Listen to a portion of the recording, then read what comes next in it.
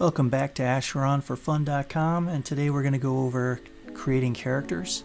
I'm going to go ahead and click Create Character, and we'll start with Heritage. So race and heritage only play a minor role in character creation and the development of your character. It used to matter more, but now pretty much all races are given the exact same starting skills.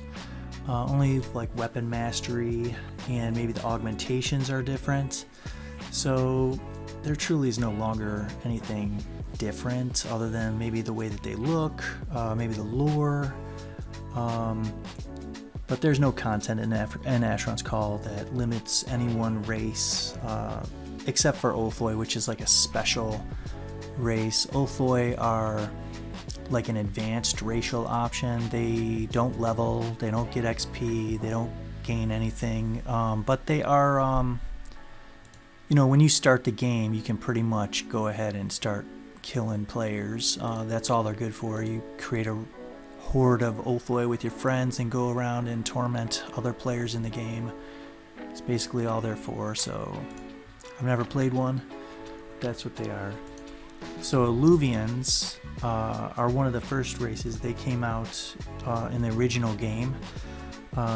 As you can see, their trained skills are going to be the same as everyone else, but you gain dagger and bow, which gives you a damage rating when you use those types of weapons, and you start with Jack of all trades, which adds an augmentation that raises all your skills by 5. So that's pretty good. They're, then there's some lore about them if you wanted to read the lore.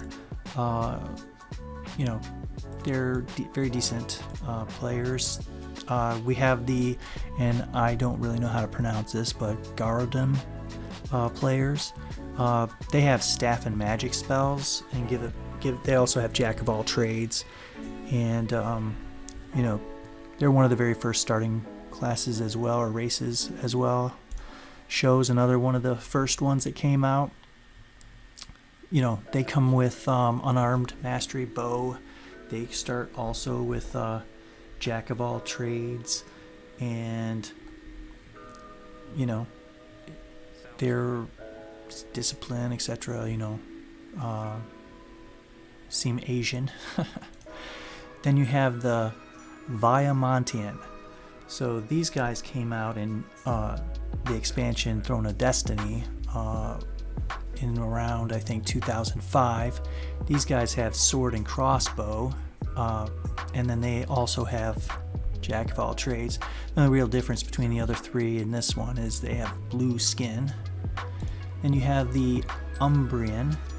These are shadow creatures, so they're pretty cool. They have crossbow and unarmed weapons, and Eye of the Remorseless, which gives 1% chance of crit, which is pretty good. Now, all these augmentations, you can get them later in the game with augments. You get these gems and you transfer them in, and you can get different augmentations. So don't pick just for the augmentation, because you can always get that stuff later. They have like a crown of smoke, and they have smoke underneath. And I think if you go to like a barber, you can get rid of the crown. I don't think you can get rid of this, but maybe. Also, you don't get to see any like armor underneath your pants or whatever. You won't see any of that stuff. It's always just smoke. The next one are the Pen Umbreon, and they are basically the same thing, except they have legs in the crown, and they also start with Eye of the Remorseless. And really, that I know that you can turn that crown off at like the barber if you don't like the crown. And they appear very much like the initial characters, except for their skin color, I guess. The next thing we have is Gear Knight. These characters are robots. They have a completely unique look.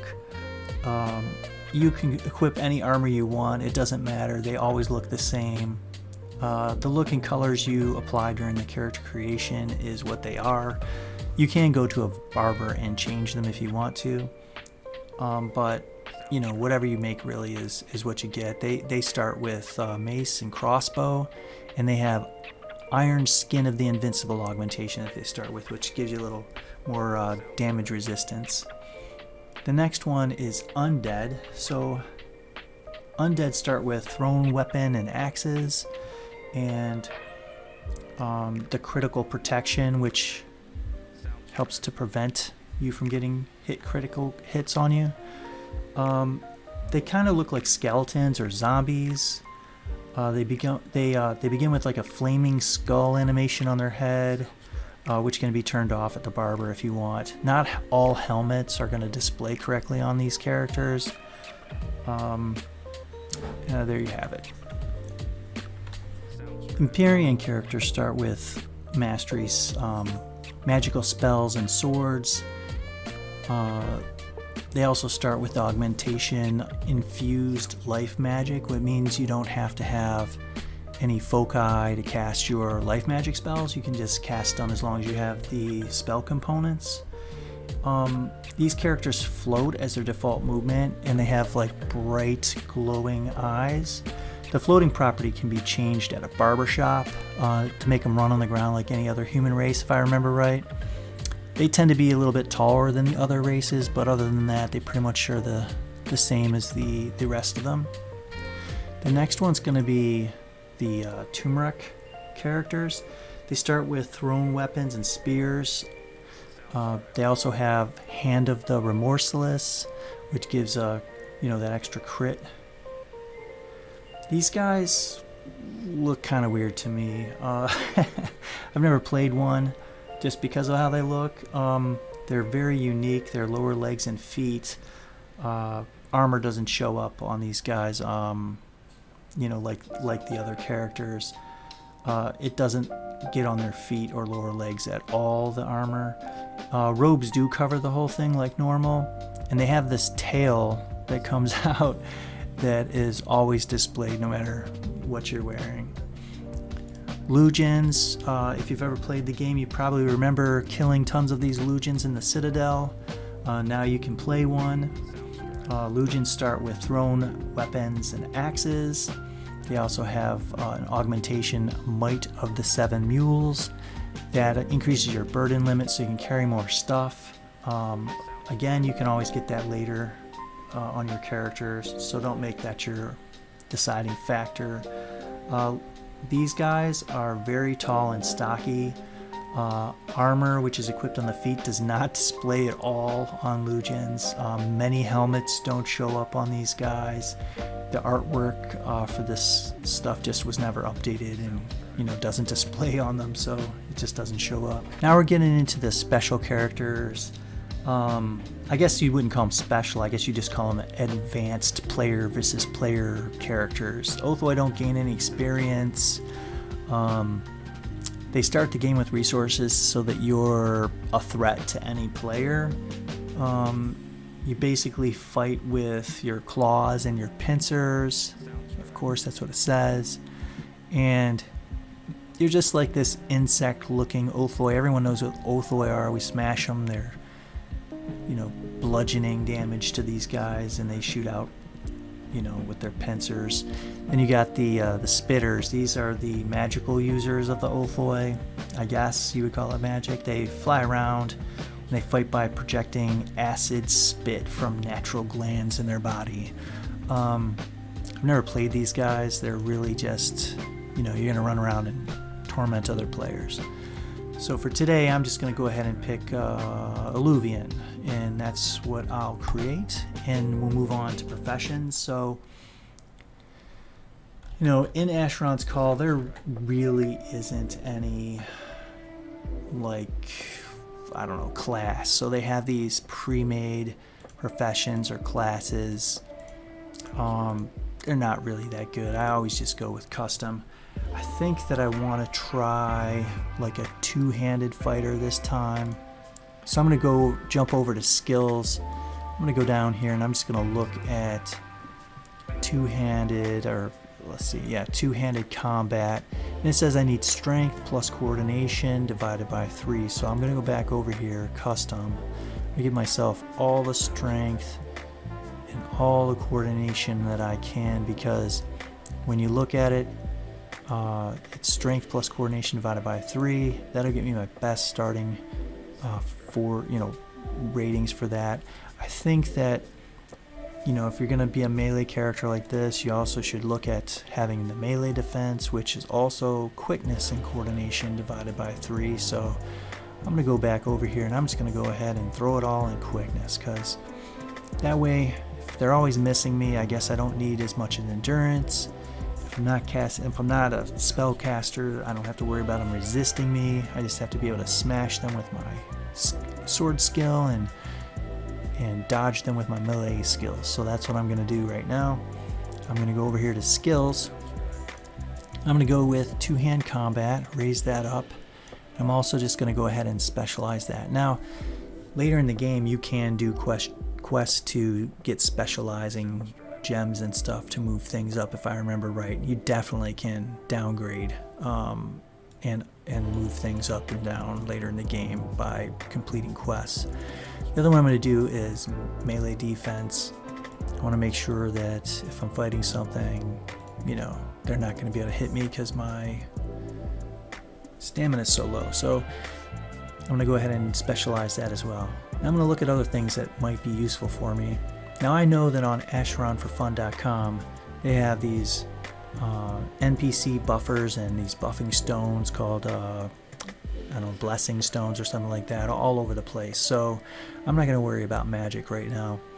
What I will worry about is things that make my life a little easier. So item magic is definitely one that I want to go with, because I want to be able to tie to portals and life stones and make traveling a lot easier. I think it's also a lot more fun if you can just buff your own stuff that you're wearing. I don't think any of the buffing bots or stones will do that for you. So item enchantment I'm going to go ahead and pick right off the bat. I'm also going to pick missile defense, because if I go fight Lugians, they have hollow weapons or hollow rocks and stuff they send at you, which ignore magic on your armor and stuff. So I want to make sure that missiles are dodging me. And as you can see there, quickness and coordination divided by 5. I've maxed those two things out, so I'll have the best I can. I don't have enough points to specialize it. I really don't have enough points to get anything else, like mana conversion, which I'll need for my magic, and healing for healing kits and things like that. But you get more points during play, and you'll be able to add more things to your arsenal here. Next thing is appearance. There's male and female. Pick whatever you like. I'm going to go ahead and pick male. I'm going to go ahead and randomize them. Then I'll go over to clothes. I'll check out the footwear. Check out the trousers, headgear, whatever. You can pick whatever you like. To me, it doesn't matter, because you can change your appearance when you get inside. Your different armors and things like that will do it for you. Now you got your starting areas. So in the game, you could start in these 4 different areas.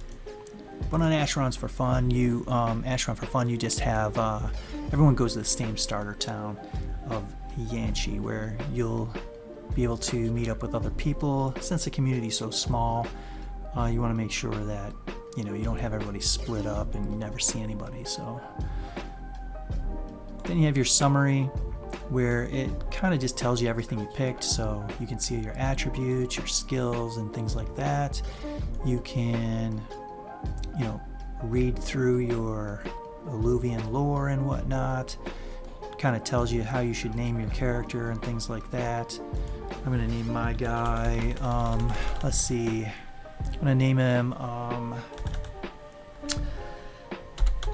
Newbie the Ox. Should probably capitalize newbie, right? Nubby the Ox. Looks good. So, alright, you know what? How about Nimble? Nimble. How's that? You click finish, and now it's going to go ahead and take us right into the game. Now that we're in the game, you start off in the training academy, and I'm going to save that for the next video.